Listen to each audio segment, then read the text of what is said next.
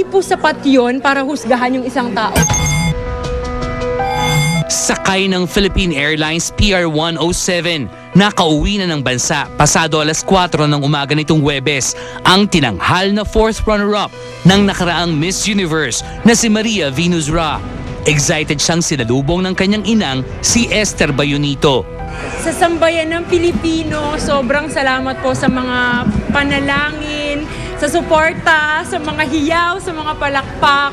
Sobrang laki po ng natulong nun. Parang nabunutan ako ng tinik sa dibdib ko. Para akong umiyak na lumukso. Bali ba the day before the event ay laman ng international media ang naganap na hostage-taking sa Quirino Grandstand sa Manila. After everything na nangyari sa bansa ko, parang eto din yung contribution ko para maiba yung pag-iisip ng mga tao tungkol sa atin. Parang naging masaya ulit yung mga tao na naging proud sila kasi Pilipino sila. And Venus could not be mistaken.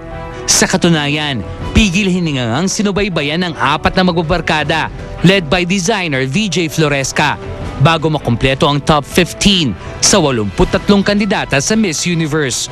Kuhang-kuha sa YouTube in the clip titled We Love You Maria Venus Ra 22 Philippines kung paanong nagtatalon sa sobrang tuwa ang naturang grupo nung huling tawagin ng Miss Philippines sa top 15. The said YouTube sensation has generated close to 1,400,000 hits as of yesterday's count. Ngunit sa kabila ng tinamong tagumpay ni Venus, may ilang opinyon ukol sa kanyang isinagot sa tanong ng isa sa mga judge na si William Baldwin sa question and answer portion. Ano raw para kay Miss Philippines ang malaki nitong pagkakamali sa buhay at paano niya ito naiwasto? Umani ng international attention ang sagot ni Venus kung saan wala siya umanong major mistake na nagawa.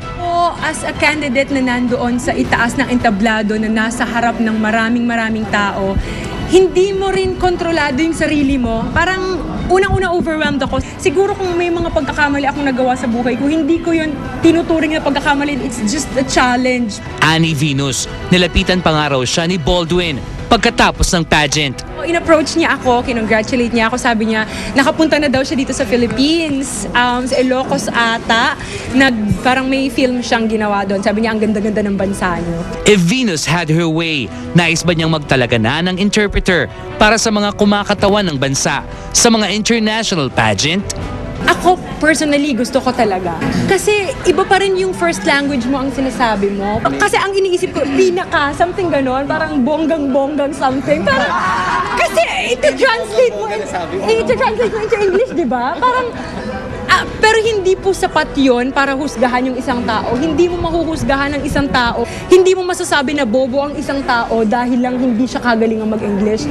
Live on Star Talk TX, Miss Universe 2010 fourth runner-up, Miss Venus Ra from the Philippines. Here she is, ang Miss Universe ng mga Pinoy, Maria Venus Ra!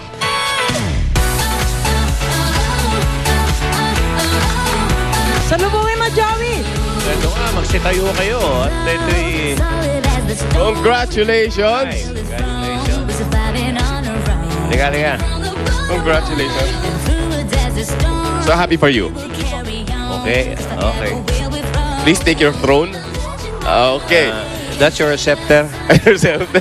Hindi, Venus, kasi nga, sinagot mo na kanina yung tanong na kung ano ibig sabihin ng major. Ibig sabihin, bonggang-bongga pala yon. No, not necessarily bonggang-bongga. Parang something, siguro na-repeat ko lang siya twice. Hindi ko naman, hindi ko alam Parang kasi. ang jejemon. Hindi, ang Pinoy talaga, di ba mahilig tayo Oo, magkulit-ulit? parang kung gusto mong parang bigyan ng emphasis yung isang word, parang like, sobrang salamat, Inuulit parang mo. ganon. But hindi ko siguro masyado na narinig yung sarili ko while talking. Sobrang daming tao doon at nagsisigawan sila. Pero hindi ka naman napipiko na ginagawa ng yung major. Actually, hindi ko alam na ganito na siya kalaki. Ganun na siya. Naririnig Major kita na siya kanina. talaga. Okay. Maganda nga. At least, Okay pag lang po naisip sa mo yung akin. word na yun, ikaw may isip agad. Actually, parang ganon. Ang Kunyari daming lang. nakakaisip ng ako. Kunyari nga, suggest ko nga kay Direk, gawin kayang bigyan kaya ng time ang mga candidates ng mga 3 to 5 minutes Para mag-isip? Para mag-isip. Sa ngayon, tapos na, nahimasmasan ka na. Meron ka pa bang gustong isagot na iba doon sa tanong na binigay sa'yo? Actually, kung yung content, yun pa rin po yung gusto kong Yun pa isagot rin ang gusto actually. mong sabihin. Parang, yun nga, katulad po nung sinabi ko kanina, wala naman talagang major mistake yung na nangyari sa buhay ko. Sana nagpatawa ka muna. Kunyari, sinagot mo, my biggest mistake is speaking this question. Tapos tsaka mo binanatan yung ano mo. Ba, palakpakan ng sigurado yun. Okay. Speaking this judge, my biggest mistake. Pag hindi ka naman tinayo, no? Hindi, Venus, bukod sa'yo, sino ang bet mo para manalong Miss Universe talaga? Si Miss Mexico po, she really Doon sa deserves lima, the oh. crown. Maganda ba siya talaga in person? Maganda po siya. Medyo, hindi siya gano'n katangkad, pero sobrang ganda ng mukha niya. At saka sa dami ng mga contestants na Sobrang candidates dami na po. maganda, para maging isa sa lima. Oo naman. Napakalaking 83 honor na. yun, no? Oo, no? Oo. May sisingit lang ako kasi sabi nung iba, naisahan natin naisahan tayo ng Mexico dahil lagi magkalaban ng Philippines sa Opo, Mexico sa opo, boxing, di ba? boxing. Naisahan daw natin dahil beauty contest naman to. Naisahan tayo ng Mexico. Sabi ko, hindi, pati boxing. Bakit?